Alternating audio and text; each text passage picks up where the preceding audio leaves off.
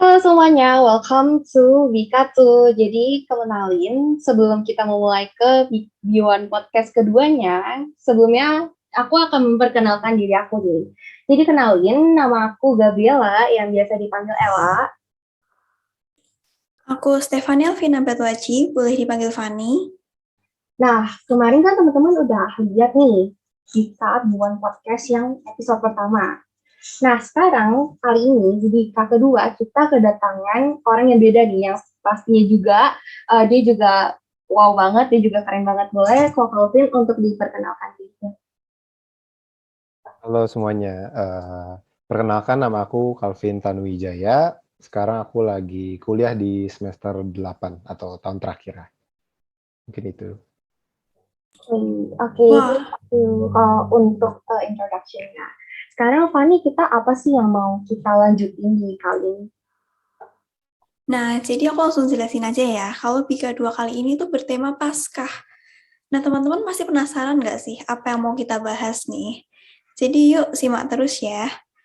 Pertama-tama aku mau tanya deh ke Ko Calvin. Menurut Ko Calvin, arti Paskah itu apa sih? Oke, arti Paskah ya. Jadi mungkin sebenarnya kurang lebih sama sih sama yang mungkin teman-teman juga udah tahu ya, kayak arti Paskah itu kan, Paskah itu merupakan hari kebangkitan Tuhan Yesus ya setelah peristiwa penyalipan. Nah, kalau buat aku sendiri itu Paskah itu mengartikan kalau itu merupakan pengharapan baru sih buat aku sendiri. Karena gimana Tuhan Yesus itu memberikan cinta kasih kepada kita dengan berkorban untuk menebus segala dosa kita, itu melalui penyalipan.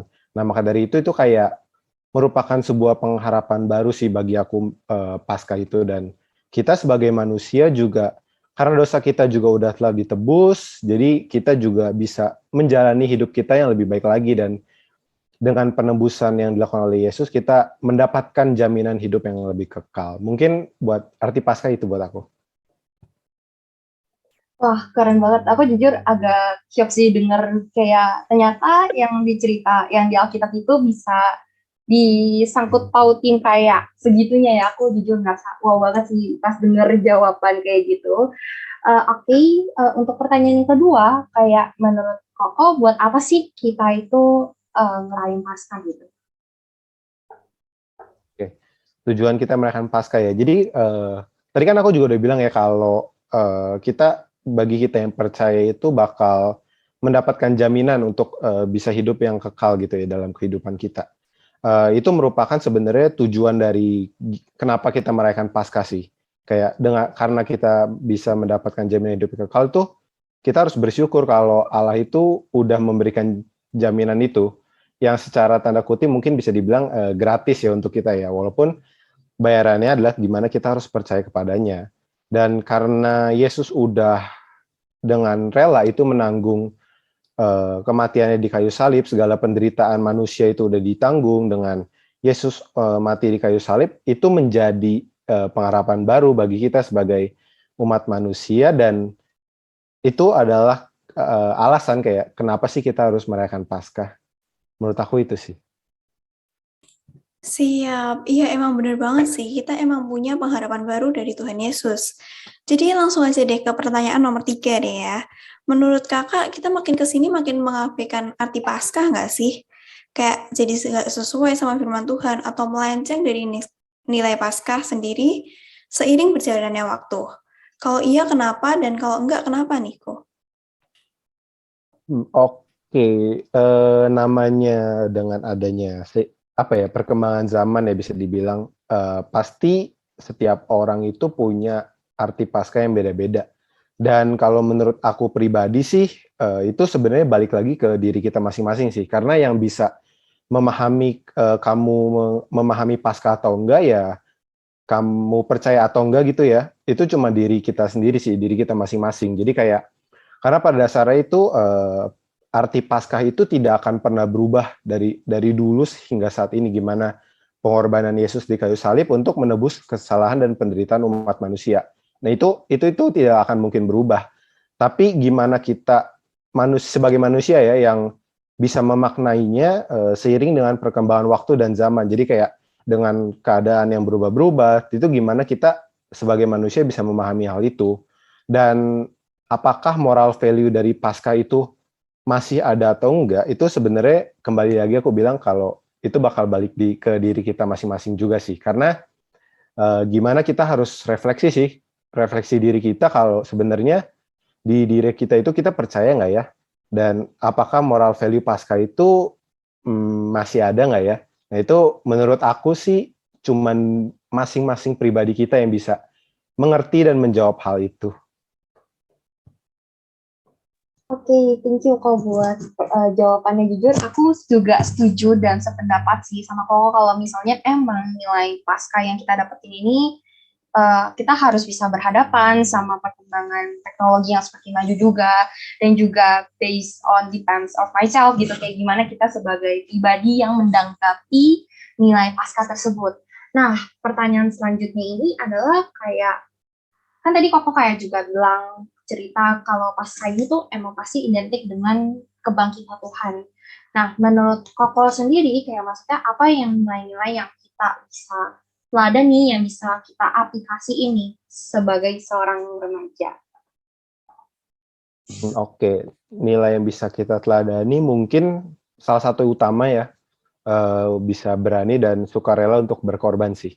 Jadi kayak dengan Allah yang memberikan anaknya itu Tuhan Yesus untuk rela mati di kayu salib menebus dosa dan kesalahan kita, itu merupakan suatu cinta kasih yang sangat besar ya, karena itu sebuah peristiwa yang sangat besar karena rela mati itu kalian bisa bayangin gak sih, kayak ya kalian harus mati gitu untuk semua umat manusia, bukan cuma karena diri kalian gitu. Jadi gimana kalau dengan peristiwa itu Yesus itu benar-benar memberikan cinta kasih sih untuk kita. Nah, jadi dan karena itu kita juga salah satunya adalah gimana kita bisa mewujudkan itu dalam kehidupan kita, gimana kita harus bisa juga memberikan cinta kasih, gimana kita juga harus bisa saling mengasihi, khususnya kepada sesama umat manusia, yaitu sesama kita gitu.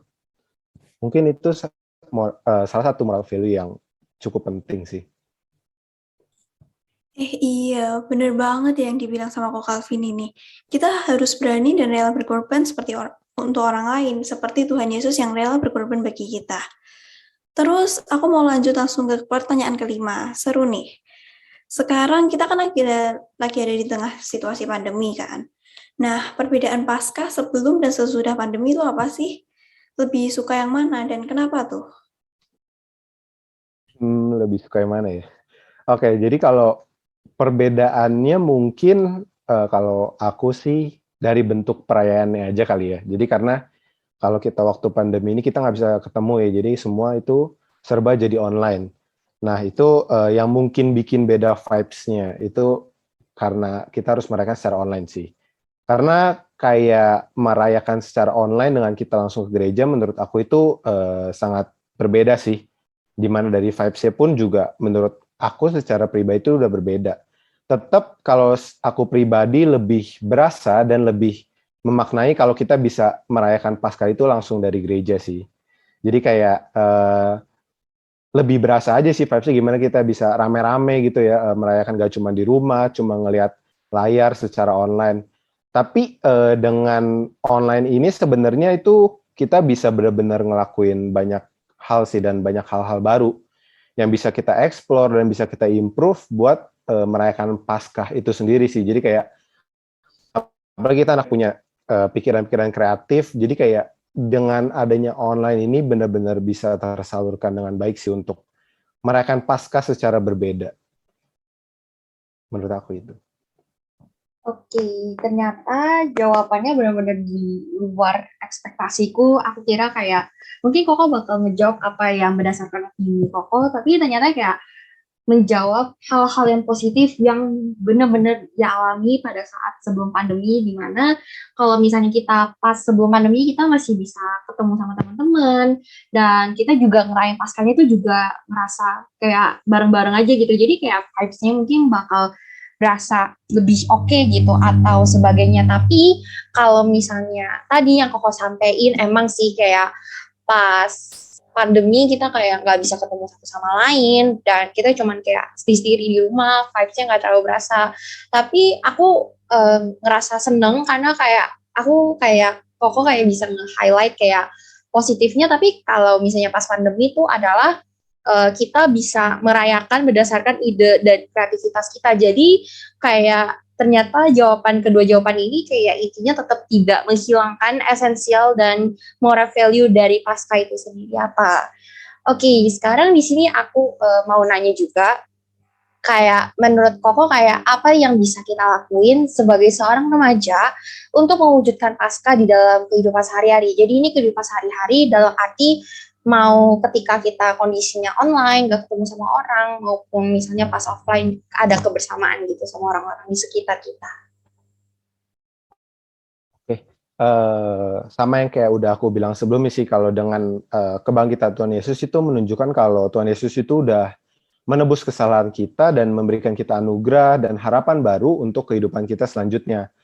Nah, tugas kita sebagai remaja itu sebenarnya simple sih, kayak hidup aja sesuai dengan kehendak Allah. Itu kayak salah satu yang harus kita highlight dengan adanya Paskah ini. Gimana? Mungkin dalam praktisnya itu simple ya, kayak jangan berbohong, kayak gimana kita bisa berbagi cinta kasih kepada sesama kita, mulai deh dari kepada gimana perlakuan kita ke teman-teman kita, gimana ke keluarga kita, itu salah satu praktisnya ketika kita bisa menjalani apa sih kehendak Allah itu gitu ya. Dan mungkin remaja sekarang kayak banyak kali ya yang mungkin udah minum-minuman keras atau sebagainya, itu hal-hal yang mungkin udah harus dihindari gitu ya. Dengan Tuhan Yesus sudah rela mati untuk berkorban menebus dosa kita, tapi kita masih melakukan hal-hal yang kayak gitu, itu benar-benar bukan suatu value yang harus kita punya sih, tapi harus kita jauhin. Dan kalau ada teman-teman kita yang seperti itu, ya tugas kita adalah mengingatkan untuk mereka jangan terjerumus lagi untuk di sana. Tapi kayak jalan ini gampang nggak sih? Nah itu yang menurut aku pasti nggak akan semudah itu, nggak akan semudah dengan kita ngomong kayak sekarang. Tapi kayak selama seiring berjalan waktu, kita juga harus minta tolong sih sama Tuhan supaya kita bisa menjalani itu gitu. Kita bisa mengikuti apa yang kehendak Allah. Supaya jangan sampai kita mengandalkan diri kita sendiri yang akhirnya malah itu justru malah salah, malah jadi terjerumus ke hal-hal yang salah. Nah itu yang perlu diperhatikan sih, sama ya kita sebagai remaja juga diajak pastinya untuk menjalankan misi dan karya Allah di dunia ini sih. Mungkin itu kali untuk remaja. Wah, iya nih, kita harus catat banget sih ini ya. Nah, hidup sesuai dengan kehendak Allah, teman, keluarga, dan siapapun juga. Juga teman-teman, kita juga harus ngingetin ini buat teman-teman kita agar hidup sesuai kehendak Allah. Dan nggak kerasa ya kalau Bika kedua kita ini hampir selesai nih. Jadi menurut Ci Ella gimana nih? Jadi yang aku setelah mendengar Ko Calvin, apa yang sharing, juga Fanny yang juga nge-sharing apa yang dia rasain setelah ngedengerin ini, aku juga setuju sih sama apa yang dibicarain hari ini. Kalau misalnya emang kita sebagai remaja, apalagi di kondisi sekarang itu, buat ngakuin, buat ingetin temen itu kayaknya susah banget. Karena kan sering berjalannya waktu kayak banyak remaja yang kayak minum-minum, ataupun kadang-kadang ngerokok, atau kayak kadang-kadang melakukan hal yang seharusnya mereka nggak boleh lakuin. Dan aku juga ngerasa kayak sering berjalannya waktu itu menjadi hal yang biasa, tapi itu sebenarnya Tuhan nggak mau kita sebagai remaja ngelakuin kayak gitu. Dan aku ngerasa bersyukur sih kayak ketika aku ngedengar Ko Calvin juga nge-sharing hal-hal tersebut, aku ngerasa kayak ternyata masih ada loh kayak maksudnya yang remaja yang mengikutin Tuhan, kayak bener-bener ngerasa grateful banget. Fanny, abis ini kita ada apa lagi sih yang mau kita tanya ini ke Ko Calvin? Nah, ya karena yang terakhir nih, jadi aku mau kasih pertanyaan deh. Ada nggak sih dari Ko Calvin pesan dan pesan gitu untuk teman-teman Semak 3 nih? Oke, pertama-tama aku mau ngucapin dulu ya selamat Paskah untuk teman-teman Semak 3 yang merayakan. Semoga Paskah tahun ini bisa menjadi refleksi kita bersama ya, untuk bisa memaknai dan menerima anugerah yang telah diberikan oleh Yesus melalui pengorbanannya. Dan semoga teman-teman bisa mewujudkan cinta kasih Allah kepada siapapun dan bisa menyebarkannya. Dan untuk semua teman-teman Semak 3, selamat menjalani studi kalian dan semoga selalu mendapatkan hasil yang terbaik dan bisa menjadi teladan bagi orang di sekitar kita. Semangat untuk menyebarkan cinta kasih. Tuhan Yesus memberkati. Oke, thank you Kak Calvin yang udah nge-sharing dan thank you juga Kak Calvin yang juga mau hadir ke B1 Podcast yang episode kedua. Nah, semoga teman-teman yang juga mendengarkan di B1 ini bisa mendapatkan inspirasi, teman-teman juga bisa mengaplikasikan ke dalam kehidupan sehari-hari. Dan misalnya juga ada pun guru yang juga nonton di B1 Podcast ini, semoga juga bisa terhibur, juga bisa melakukannya juga di dalam kehidupan sehari-hari. Oke teman-teman, Tika B1 Podcast episode kedua udah sampai di sini aja. See you teman-teman semua di episode yang ketiga.